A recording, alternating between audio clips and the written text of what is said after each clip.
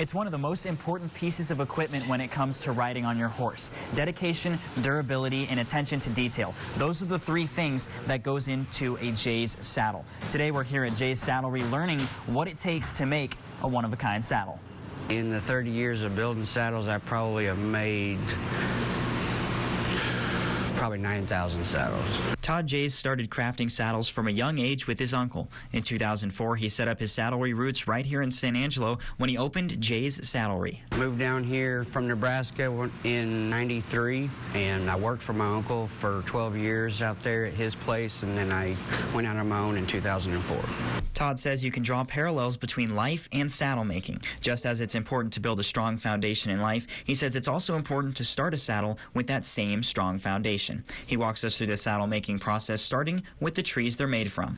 There's two different kinds of trees that you can get. You can get a wood rawhide cover tree, and then you can get a fiberglass tree. With trees selected, it's time to cut our leather. Jay says it takes 3/4 of a cow in order to make a saddle. I can get a saddle cut out of basically a side and a half. So basically, take a cow, 3/4 of their skin, I can get a full saddle out of all of that. At his shop, Jeys likes to use a 20-ton hydraulic clicker that can be compared to a heavy-duty cookie cutter. Although cutting with such a machine sounds easy, we learned that the most important part of cutting is strategically knowing what part of the animal to source your leather from. I had an old saddle maker years and years ago. He said, Todd, if you ever go out in your business and go out on your own, cutting will either make or break you. We decided to try by cutting an override strap that allows the stirrups to move freely. Shoot, you're a professional. Oh, that was easy. I was waiting for right.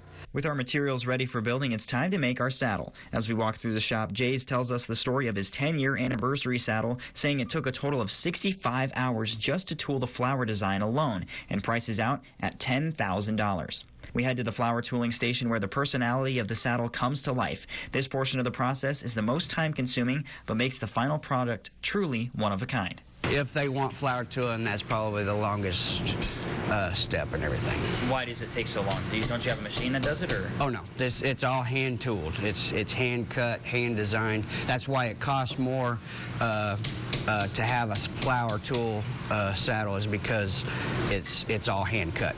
As long as they are cared for properly, the longevity of these products will outlive the original owner and be passed on for generations. Every year taking care of it, oiling it, conditioning it, replacing stuff that need to be replaced just from wear and tear and everything like that. So it's, if you spend the money on a custom saddle, it'll last you the rest of your life, and you can hand it down to your kids and grandkids and everything.